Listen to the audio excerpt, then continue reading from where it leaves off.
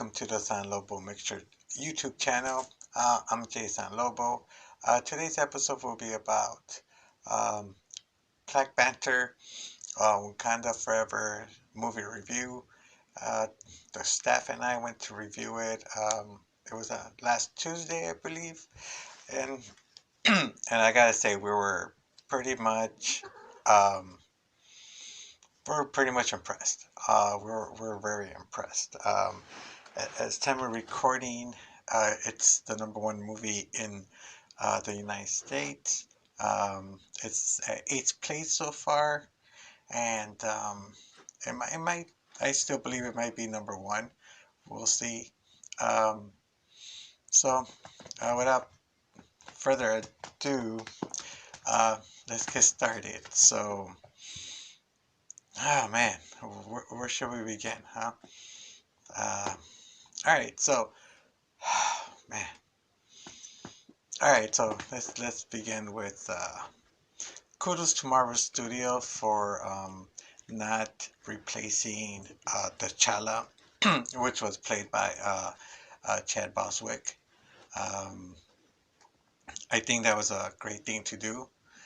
Uh, Again, kudos. I like how they handled the transition because in comic books you could always fill in the mantle, but not the character. But I like how they did it. um, I think it was a smart move. I don't think fans would have liked it as much, to be honest. I don't know if some of you know, William Hurt used to play General Thunderbolt Ross in The Incredible Hulk, The Avengers. So, he passed away, and recently, excuse me, and recently Marvel just announced that they're replacing him with Harrison Ford. So some fans are liking it. There's some backlash of the casting, but I think it would have been a major backlash if we would have got a new T'Challa or someone replacing Chad Chad Baldwick. So um, so that being said, uh, the lead character goes to Shuri, which is played by Letitia Wright. And some of you guys may know Letitia Wright was from Ready Player One, Death on the Nile. The first time I saw her was in an episode of Doctor Who called Face the Raven. She was pretty cool in there. It was a great episode. Macy Williams was also guest starring as in that role, and if you know Macy Williams, you probably remember her as Ari from Game of Thrones. Let's see what else. Also stars rather Lupita Nyong'o. She's pretty cool in the movie. She reprises her role, and she got more screen time. I think excuse me. I think all the characters got a little more screen time, and I think that was pretty cool. Also, let's see. Danny Guerra. You might know her. She played Tupac Shakur's mom in All Eyes on Me, and she's mostly known as Michonne from The Walking Dead. She got more screen time. She knocked it out of the park as always.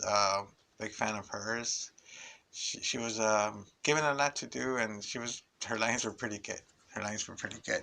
Also, um, Tencho Huerta.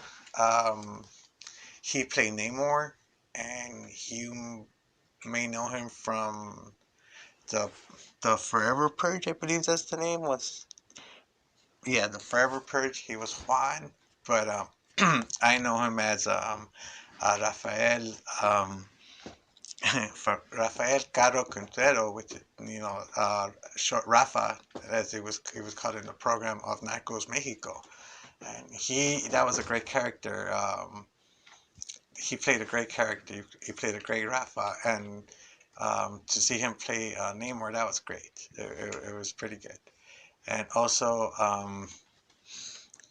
see, Wilson Duke, you might know him from Us, which also stars Lupita.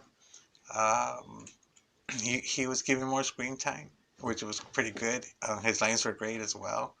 And also Angela Bassett and man, Angela Bassett. I've been a fan since Stranger Days. Ever since then, I've watched most of her stuff. I haven't seen her show 911, but I've seen mostly everything else. I would like to say, she's pretty good in Gunpowder Milkshake. I recommend that movie.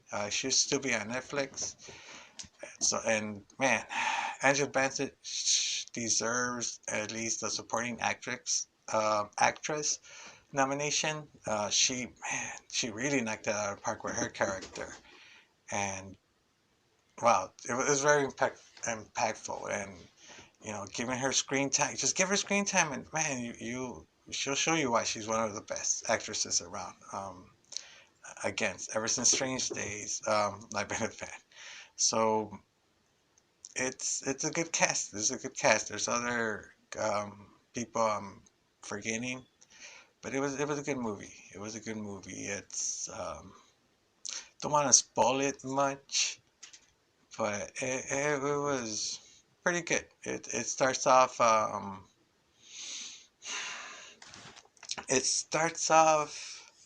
pretty good because you see where Shuri's state of mind is at, right? Because the movie starts off with her.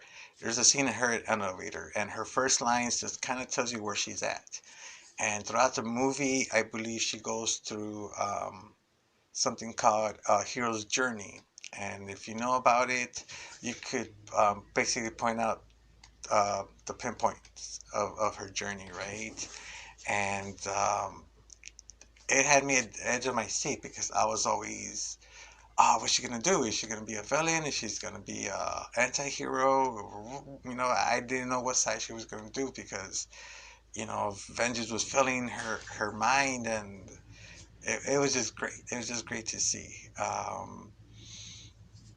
Again, Namor was pretty good too. I don't can't really tell you guys like Black Adam. I could tell you the comic book, but this time I really can't because I know Shuri does become the Black Panther at one point, but there's no comic book um, per se that, oh look, they copied off this, or this is based on, not copied rather, right, based on this issues or this run or something. I never didn't find no information about that, but it's a great original, probably. We'll see.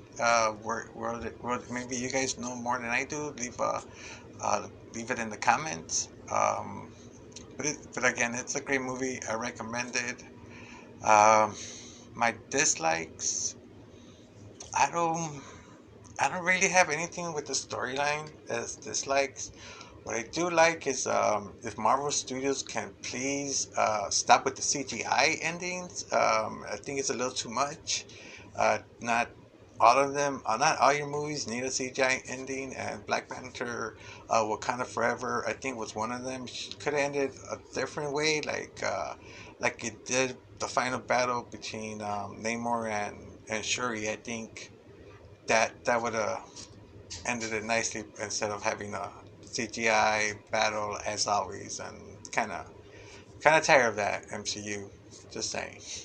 Uh, Other than that, we really don't have any more. I'm gonna give it a 4.5 stars, only because no, you know what? Let's just give it a 5 stars. All right, 5 stars. It's 5 stars. It's a great movie. It's the storyline progresses.